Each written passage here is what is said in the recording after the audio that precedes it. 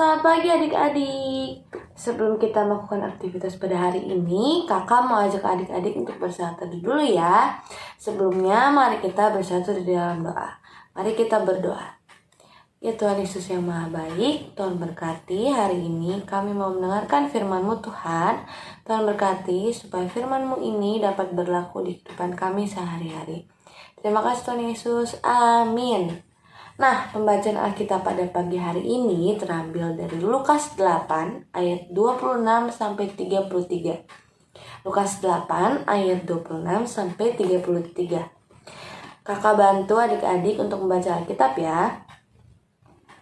Lalu mendaratlah Yesus dan murid-muridnya di tanah orang Gerasa yang terletak di seberang Galilea. Setelah Yesus naik ke darat, datanglah seorang laki-laki dari kota itu menemui dia. Orang itu dirasuki oleh setan-setan dan sudah lama ia tidak berpakaian dan tidak tinggal di dalam rumah, tetapi di dalam pekuburan. Ketika ia melihat Yesus, ia berteriak lalu tersungkur di hadapannya dan berkata dengan suara keras, "Apa urusanmu dengan aku, hai Yesus, anak Allah yang Maha Tinggi? Aku memohon kepadamu supaya engkau jangan menyiksa aku." Ia berkata demikian sebab Yesus memerintahkan roh jahat itu keluar dari orang itu. Karena sering roh itu menyeret-nyeret dia, maka untuk menjaganya ia dirantai dan dibelenggu. Tetapi ia memutuskan segala pengikat itu dan ia dihalau oleh setan itu ke tempat-tempat yang sunyi. Dan Yesus bertanya kepadanya, "Siapakah namamu?" Jawabnya, "Legion," karena ia kerasukan banyak setan. Lalu setan-setan itu memohon kepada Yesus supaya ia jangan memerintahkan mereka masuk ke dalam jurang maut. Adalah di sana sejumlah besar babi sedang mencari makan di lereng gunung.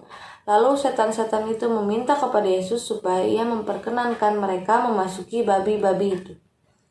Yesus mengabulkan permintaan mereka, lalu keluarlah setan-setan itu dari orang itu dan memasuki babi-babi itu. Kawanan babi itu terjun dari tepi jurang ke dalam danau lalu mati lemas. Demikian pembacaan Alkitab pada hari ini. Nah adik-adik, dari pembacaan Alkitab yang kita baca tadi, di dunia ini tidak ada satupun yang dapat menandingi kuasa Tuhan. Hal ini diperkuat oleh cerita Alkitab yang kita baca tadi nih adik-adik. Yesus mengusir roh jahat yang menguasai seorang laki-laki dari Gerasa. Dia sudah lama menderita karena dirasuki oleh roh jahat. Namun ketika Yesus hadir dan berjumpa dengan lelaki itu, ketakutanlah roh jahat dan meminta Yesus untuk tidak menyiksanya. Ini terjadi karena roh jahat mengakui dan menyadari kuasa yang dimiliki oleh Yesus yang mampu menaklukkan segala kuasa yang bertentangan dengan kehendaknya, apalagi yang berniat menyakiti umat kesayangannya.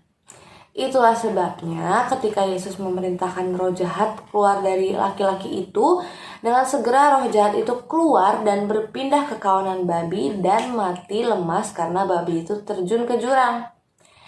Dari kisah tersebut, adik-adik bukan saja mengenal Tuhan Yesus sebagai Tuhan yang baik, tetapi juga Tuhan yang mempunyai kuasa. Kuasa Tuhan Yesus dinyatakan untuk menolong umatnya, termasuk yang sedang menghadapi masalah dan berada dalam penderitaan. Nah adik-adik pernah nggak berada di suatu permasalahan atau penderitaan nih adik-adik? Nah pasti adik-adik menemukan jalan keluarnya kan? Nah Tuhan Yesus juga sangat memperhatikan kehidupan umat yang membutuhkan perlindungannya. Oleh karena itu, apapun situasi dan kondisi hidup adik-adik saat ini, jika adik-adik sedang dalam keadaan sakit, merasa sendiri, dan hidup dalam tekanan, ingat kalau Tuhan Yesus yang senantiasa ada dan memberi pertolongan bagimu. Kehadiran Tuhan Yesus dan kuasanya menjadi sukacita dan kekuatan bagi adik-adik dan keluarga adik-adik dalam menjalani kehidupan sehari-hari. Demikian saat teduh pada pagi hari ini adik-adik. Kita akan menutup di dalam doa. Mari kita berdoa. Ya Tuhan Yesus yang Maha Baik, terima kasih Tuhan kami sudah mendengarkan firman-Mu pada hari ini. Tuhan berkati supaya kami selalu mengingat kuasa-Mu Tuhan di saat kami mengalami masalah ataupun peristiwa-peristiwa sedih pada hari ini. Tuhan berkati juga, berikan kesehatan kepada mama, papa, dan juga teman-teman sekitar kami. Terima kasih Tuhan Yesus, kami sudah berdoa dan mengucap syukur. Amin. Terima kasih adik-adik dan selamat pagi.